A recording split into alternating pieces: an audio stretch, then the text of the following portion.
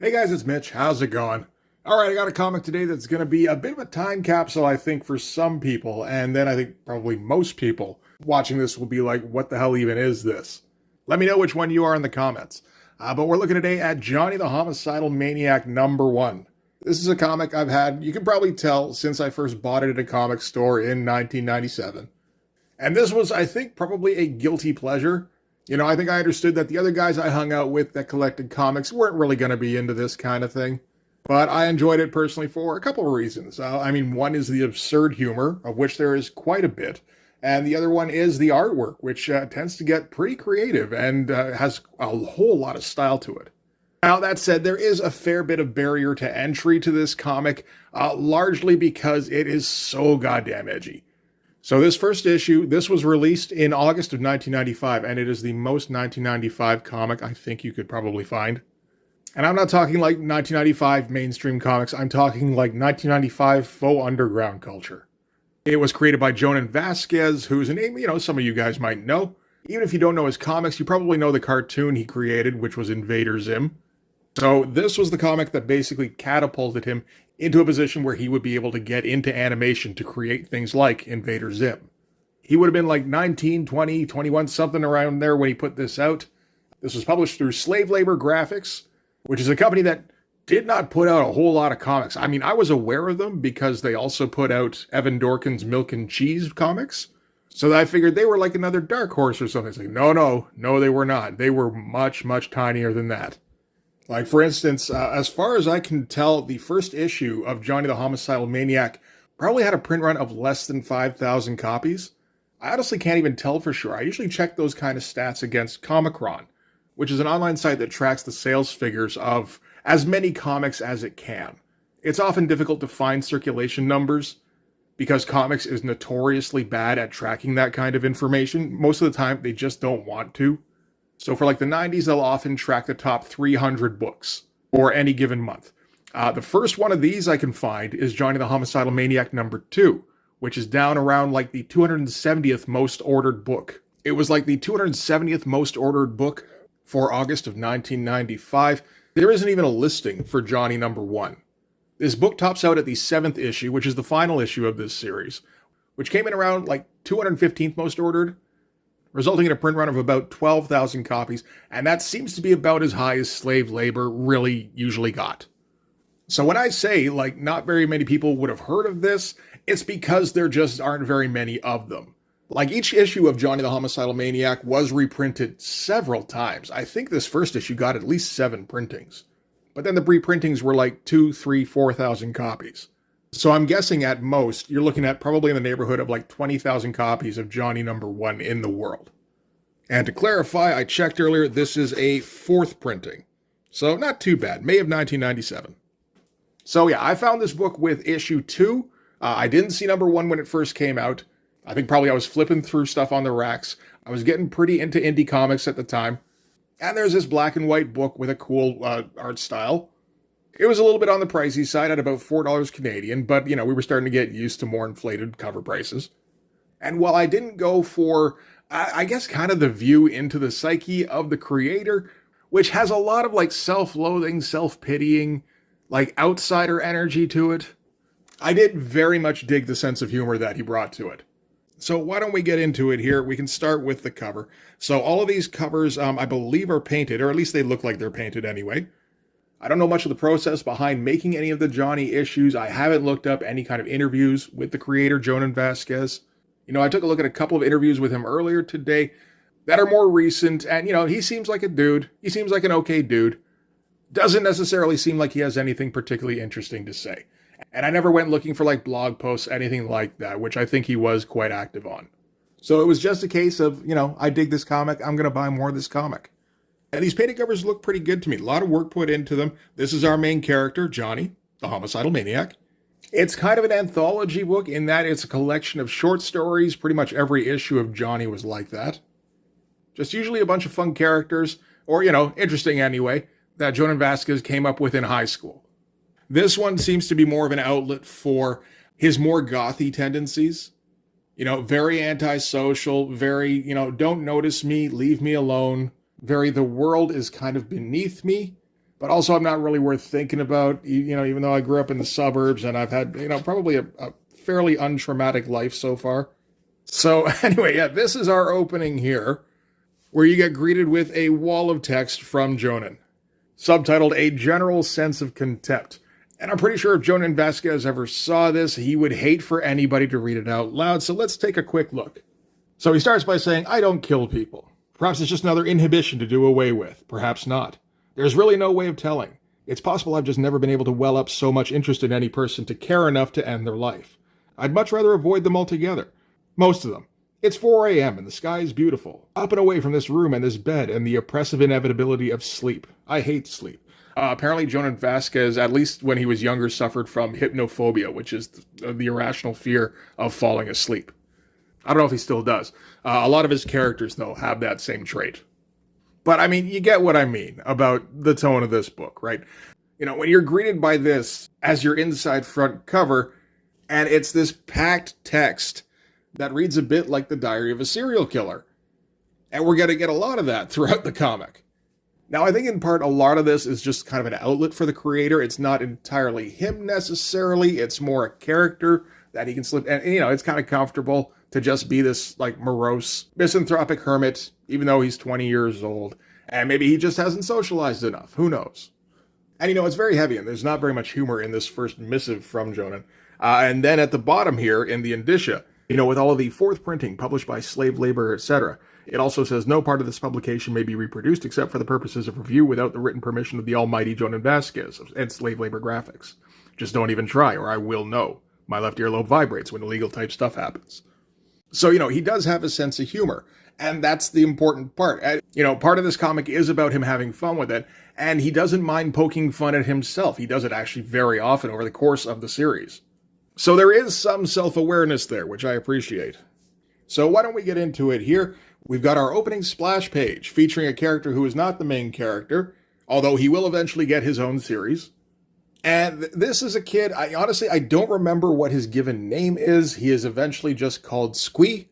His main thing is that he's terrified of everything, and he has good reason to be. We're going to see over the course of the next couple of pages that his parents absolutely hate the fact that they have this kid. He walks into his mom's room. His mom's like, Mommy's ignoring you, honey. Go bother your father. He's in his study. So goes and finds Dad. Dad is like, I'm busy right now, working. That's all I seem to do now. I have to work to keep you alive.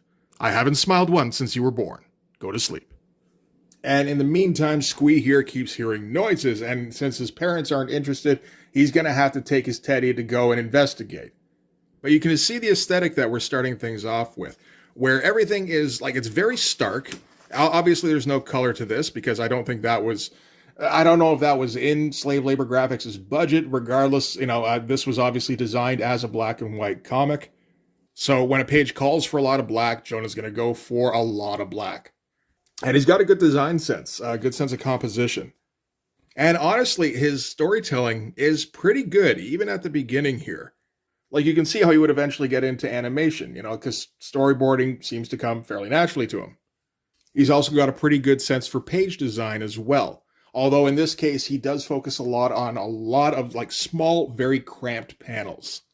And he likes to fill those panels with a lot of words. Again, making this whole thing feel like you're looking into the journal of a serial killer. Which, fits the theme, right? Again, even if this isn't how he completely feels, the way he's describing things, this is a comic you've picked up about a serial killer. So, for there to be all sorts of serial killer themed stuff going on in the comic, that still works. So anyway, after being told off by both of his parents, little Squee here decides to go back to his room, says to his teddy, Shmee, we'll hide under the blankets and maybe fall asleep before we die. Gets back in his room, finds the window broken, and then there's a smash that comes from the bathroom. Again, this is a nicely set up panel here, where really only half the panel is image and the rest is sound effect. That's really good setup. Way to accentuate that. So, okay, obviously his parents aren't going to look into this. They're too wrapped up in their own problems. So Squee is going to have to man up and find the monster himself.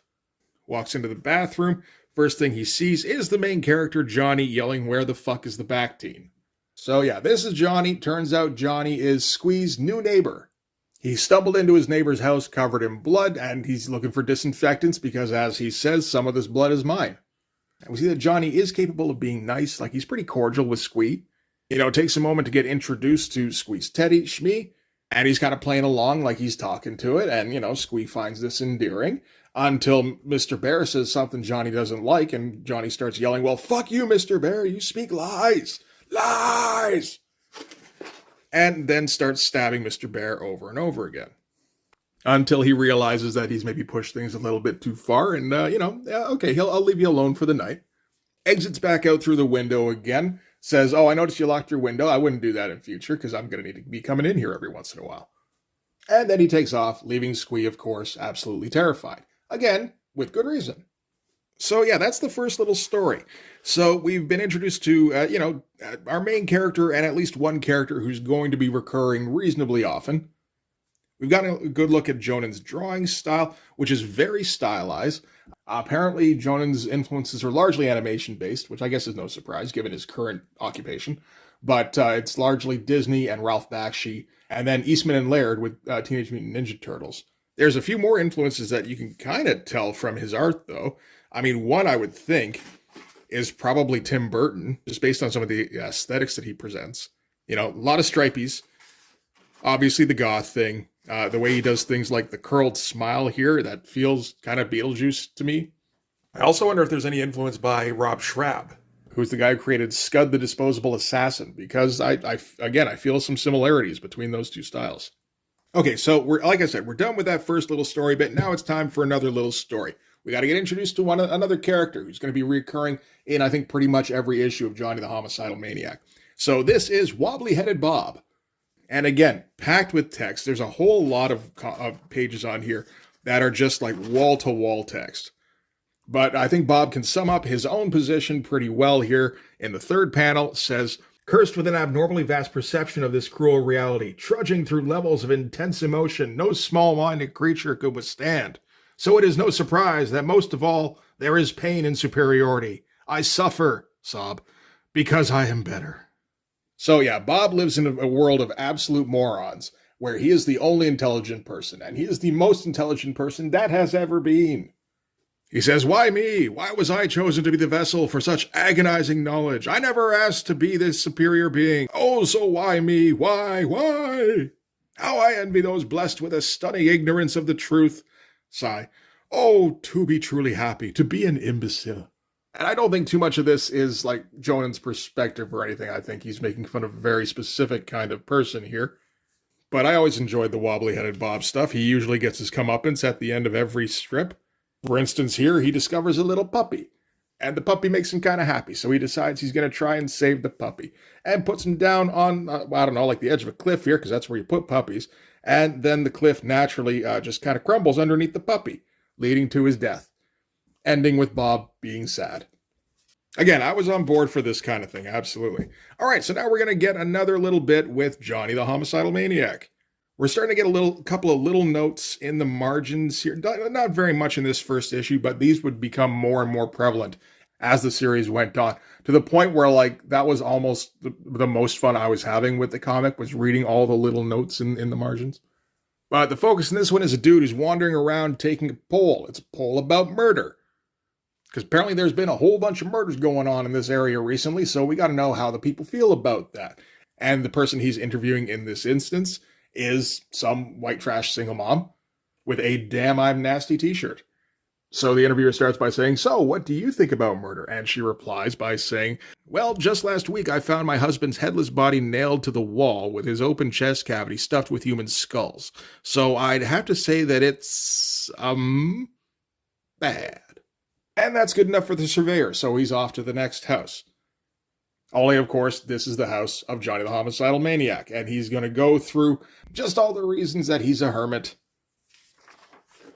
And I mean, like, all the reasons here. Just talks about how violent crimes are all perfectly natural in a society whose advances are limited to its technology. The basic behavior of the modern human is hardly different from that of its primitive ancestors. The only noticeable changes are trends. Whether in a suit or in a loincloth, people are ignorant little thorns cutting into one mother. They seem incapable of advancing beyond the violent tendencies which at one time were necessary for survival. And he's just going to keep going on and on and on about how people are just kind of hateful and they're, basically all cavemen. They just kind of hide it better than they used to be able to. Surveyor has another question, which is like, so what do you think about violence on television? Do you think that has a negative effect on kids? Johnny's like, any pile of stunted growth unaware that entertainment is just that and nothing more deserves to doom themselves to some dank cell somewhere for having been so stupid. Movies, books, TV, music, they're all just entertainment, not guidebooks for damning yourself. And I mean, I don't disagree with that. It's a bit of a judgy point of view, but that's kind of what this book's about. Finally, the surveyor ends and he's going to ask about the murders that have been going on recently. He says the last corpse was found drained of all her blood, so there's been some kind of supposition that the killer is a vampire. And he asks what Johnny thinks of that. And Johnny says, I never drank her blood, never, but I needed it. Points back at the wall. We get the nice twisted angle here because Johnny snapped again. It happens every once in a while. He says, you see, it changes color when it dries. It never stays. I have to keep the wall wet. And then we end with the surveyor being thrown out of the house right on the front lawn here and just kind of a pile of meat. Naturally, right in front of Squee. Get the little thing here saying you just know this kid's going to have problems. So that's where that chapter's ending. That is another part of the Johnny lore, is that there's a wall in his house that he's like afraid something alive is behind, and he has to keep the wall wet with blood from fresh victims in order to keep it at bay, whatever it is. Oh, now it's time for Happy Noodle Boy. Happy Noodle Boy is it's purposely shittily drawn. So this is another character that would be recurring throughout, I think, any comic Jonan put out, really. And what he is he's a stick figure. He's homeless, he has a crate, which stands on and yells absurd stream of consciousness shit at everybody around him. The strips usually end with people getting upset with Happy Noodle Boy, and at least a couple of times in this issue, he's going to get shot in the head. I thought Happy Noodle Boy was great when I was a kid. I'm reading it these days. I mean, maybe it's just the fact that I'm looking at the first issue here, where he's just kind of introducing this thing. It doesn't hit nearly as hard as it did when I was like 16 or whatever. That's how it goes. I did really enjoy the whole stream of consciousness thing, though. Okay, we've got another Johnny page here. Again, very cramped. I'm not sure what the purpose of this particular layout was. It feels like it was done on 2 pieces of Bristol board. And then maybe there wasn't enough room in the book to fit in both pages, so they had to do it on its side here. That seems like the most reasonable possibility. And this is just Johnny goes out in public. Johnny gets commented on by some normie who believes he's wacky. Johnny takes great offense at this. And he ends up killing everybody in the Taco Bell. Just leaving bodies all over the place in this little tiny cramped panel here that was probably meant to be bigger. And then at the end of it, Johnny gets home. There's a news report talking about the carnage, which he's taking a little bit of enjoyment in, until the announcer says one sickened officer was quoted as saying it was wacky. And you end with like a bum. And we got kind of a thing that's going to recur a few times in this, which is a whole bunch of like graffiti style commentary along the border here. I tried to read this, like I could read a little bit here and there. There's one here that says, please shut up. The rest of them, no, I can't really make it out, to be honest. Oh, how does this thing go? But I guess that's meant to be the mindset of Johnny himself. Oh, now we got another one. This one doesn't have to do with recurring characters. This is just a fun scenario that Jonan came up with, I think. So this is just at like a school intersection with a couple of crossing guards, a couple of kids who don't like each other and keep chewing each other out for not being good enough at being crossing guards. And they're going to use their little kid taunts to kind of get under each other's skin. The girl here seems like a bit of a control freak. She's saying, keep your sign up, stop being so lazy. Boy's like, I'm not lazy. This is how Miss Chen told us to hold it. She comes back with, yeah, well, she made me captain, so you got to do what I say or I'm telling. She's like, I don't care if you're captain, you're still as stupid. Which the other kids around all think is hilarious. Until the signs in their hands start getting electrified and the kids get possessed by demonic entities that have been warring for, I would assume, millennia. This is an interesting sequence, actually, because there's a bit of a different art style going on here. In addition to the highly stylized stuff that he's been doing, strictly with, pen and ink, brush and ink, or whatever tools he's using, he's also getting some ink wash in here as well. The interesting thing about Jonan Vasquez is he seems to like to mix in a lot of mixed media. And yeah, so these kids just start their stop signs are like their sorcerer staffs, and they start like shooting energy at each other. The boy shoots the arm right off of the girl here. The girl responds by, taking a shot back, which the boy leaps out of the way up. That's a great looking shot here, like great pose.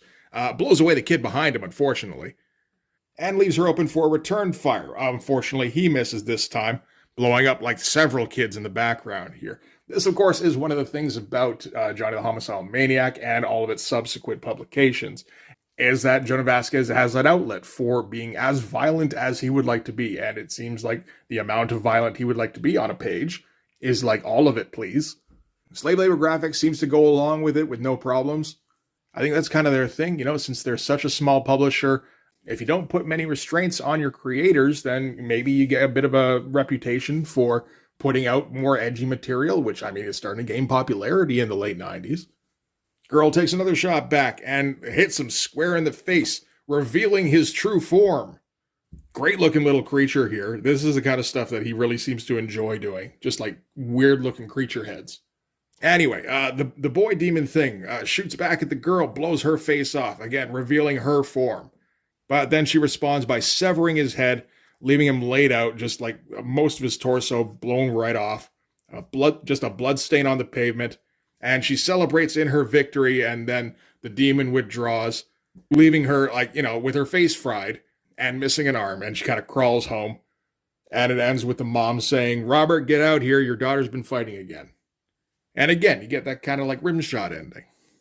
But, we are establishing that we're willing to take things to the limit in this. Yeah, there's another one of those sideways pages. I get the feeling there was meant to be a couple more pages in this book. Either Jonan miscounted, or, maybe just printing costs got to be a little bit too high for the month. So it's like, could you dial it back a little bit? Another wobbly-headed Bob. I still enjoy these. These are fun as hell. This is just him going around and telling everybody why they have no future and, they shouldn't really look forward to anything. So, for instance, we start with a couple here going, "I love you, I love you." And wobbly-headed Bob comes up saying, "Woeful deceit. Soon will you keep each other's company merely to sustain your guttural carnal desires. Enjoy yourselves while your simple lust is veiled by delusions of complex affections." That kind of thing. I do get the impression that that is kind of rooted in something for Jonan Vasquez at this time, in that he really doesn't seem to like, the company of people. But, again, it's fun stuff. It ends with Bob, again, kind of getting his comeuppance in that after he's gone around and disillusioned everybody with his incredible wit.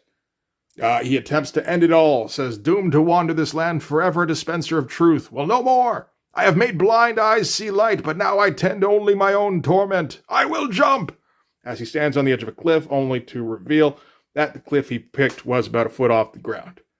So again, he's forced into this endless existence as a near omniscient imparter of truth. So from there we cut to another spread with Johnny here, and we're seeing him live up to the homicidal maniac part of his name. We're just going to pan from different victims, basically. Some of their ends are a little bit imaginative, kind of. The woman strapped down with a jar full of bugs strapped to her face, that's a little bit out there. Mostly it just seems like an excuse to draw awful shit happening to people. And ends with Johnny sitting up, with his legs propped up against the wall, saying, "Dear diary, today some friends came over." So nice and wholesome. More of that wording all along the edges here. I couldn't read a single word out of this. Oh, there we go.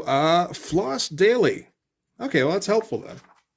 And we're getting near the end of the book here. So we've got another chapter in the life of Johnny, the suicidal maniac. Because, of course, Johnny is also suicidal. Spends a lot of time talking about how his existence is torment, and he's got himself an emergency outgun, and he's decided tonight's the night. He's going to end it. But then some of the things in his room start talking to him, like Nail Bunny here, which is the corpse of a bunny that he's nailed to the wall. And Nail Bunny seems to act as sort of his voice of reason most of the time. Unfortunately, he's also got other voices in the room, such as, I don't remember what the name of these are. He's got two of these things here. They appear to be like styrofoam Pillsbury Doughboys that he's repainted. I believe this is Mr. Fuck. Mr. Fuck's all about Johnny ending himself. He does have a partner who I think is more about like wallowing in the pleasures of the world. And it's this kind of, everybody's yelling back and forth about whether Johnny should end himself. Nail Bunny's position is, no, you should probably get some help. You're an okay person in there, like fucking somewhere. And it keeps going round and round. Johnny's getting more and more worked up. But then it all comes to a grinding halt as the little fetus thing in a jar on his desk says, "Hey, that commercial where the whole family gets diarrhea is on." And that provides a break. Everyone goes and runs and watches and laughs, and crisis averted. People shitting themselves was something that happened fairly often in Johnny, now that I think of it. We do get a little bit of the sound effects from the TV here going, "Mommy, sploosh." Then we're going to flip to another Happy Noodle Boy comic. It is established over the course of the issue that Johnny is the author of the Happy Noodle Boy comic, which is why it's fucking crazy. This one details a day in the life of Happy Noodle Boy, ending, of course, with Happy Noodle Boy getting shot in the head. And then we end with a final splash. This is also common for Johnny books. Making another diary entry saying, "Today I stuffed some dolls full of dead rats I put in the blender. I'm wondering if maybe there really is something wrong with me." It's like, yeah, it could be. But again, you see that stylized approach here. You know, the splash bookends really kind of help because with how packed some of these pages get, it gets a little tough to show off just what the comic looks like. Like, you know, the starkness helps, but without color, it is a little tough on video to kind of show off. And that's kind of how we're going to end things. Get another little missive from Jonan at the end here. Get some ads for some Johnny the Homicidal Maniac merchandise because, of course, this is the 4th printing. This is a couple of years after the book's been out, and it's gotten a little bit of popularity. And an ad for how retailers can contact slave labor graphics. Apparently, you need that in the comic itself. It seems like if you need to buy the comic to find out how to buy the comic, that's a bit of a problem. So anyway, that is Johnny the Homicidal Maniac #1. So like I said, I enjoyed this quite a bit when I was a kid, mostly for the humor, which the first issue here, there isn't enough of. This is more about kind of establishing all of these recurring characters and establishing what the look is going to be, which is hyper-stylized, Tim Burton-y, Rob Schrab kind of stuff. Also establishing that it's going to be hyper-violent, it's going to be super-duper edgy, and if you don't like it, fine, it wasn't meant for you anyway. I thought it was great, as I said, from the humor standpoint, and again, from the art. I love the way Jonah Vasquez draws figures. It just seems like he has a lot of fun every time he does it. You know, it's all super expressive. There's a lot of really skinny figures with arms, like limbs flailing everywhere. He's pretty good at establishing posture. He's good with expressions. It is a very expressive kind of style. And honestly, I feel like as he got some success with this book, his outlook kind of improved, really. Like to the point where it really did become kind of a caricature that he was keeping up. The difficulty, of course, was that, you know, this book tended to attract people who related to like all of this. And they would mail into him, worshiping Jonan as their new dark god. And then he would feature characters that were basically based off of the people that were mailing in, making fun of those people. And making fun of himself, making fun of the whole scene, making fun of the whole outsider mentality a lot of the time. You know, like I said, as a guy who didn't really relate to any of that, it was just kind of all fun for me. So I picked up, I think, pretty much every comic Jonan Vasquez ever put out. In some form or another. I don't have all of them anymore. I've got most of them still. I still have issues 1, 2, and 7 of Johnny. I have issues 2, 3, and 4 of Squee. I don't know where the hell issue 1 went. I don't have any copies of his 3rd installment, I Feel Sick, anymore. I'm okay with that. I never really, I don't think I read that more than once. I've got 2 out of the 3 Filler Bunny comics. I'm thinking of ordering the 3rd one again. I'd like to complete the set. And I do have the Bad Art Collection, which was the next thing that was put out after Johnny the Homicidal Maniac. This is apparently, like, it really is a bad art collection. This is all Wobbly-Headed Bob / Happy Noodle Boy style strips with just the dumbest shit happening. Drawn in a terrible style, intentionally, because apparently this was the kind of stuff that Jonan would draw in high school when his classmates would ask him to draw, in order to convince them to not ask him anymore. It's all pretty terrible. Although, you know, again, it's kind of fun. And you can see him amusing himself throughout it. And actually getting a little better. That is another thing about the whole Johnny series. Is that he's working on this thing he's developed. And, you know, he's working on it as much as he wants to. In whatever ways he wants to. And slave labor seemed to be willing to give him a lot of rope in terms of his schedule. Because this did not come out very regularly. And they didn't really worry too much about what he was publishing in there. My first issue that I picked up, by the way, was issue 2. As far as I recall, the scene that hooked me was the one where the socially awkward guy goes on a date for the first time in a while, But then while he's on the date, he has tummy problems and he ends up accidentally shitting himself. Like I said, people shitting themselves happen a little bit in Johnny. And then you get a couple of pages of him trying to find ways to excuse himself or explain why he shit himself, ending with him eventually panicking and standing up from his chair yelling, "Oh my God, somebody put shit in my pants," and fleeing the scene with shit flying out of his pant legs. You can say it's a little juvenile, and I don't think I disagree with you, but "oh my God, somebody put shit in my pants" is still worth a chuckle like 30 years later. Anyway, that was a bit of a ramble. Probably not the best representation of this comic. As I said, the art got better as it went, and as did the humor. So I was on board with that. All the self-pitying, self-deprecating stuff, not so much, but I was also a guy who was used to buying, like, say, Cerebus by Dave Sims. So buying comics where I didn't entirely agree with the opinions of the author wasn't exactly new to me.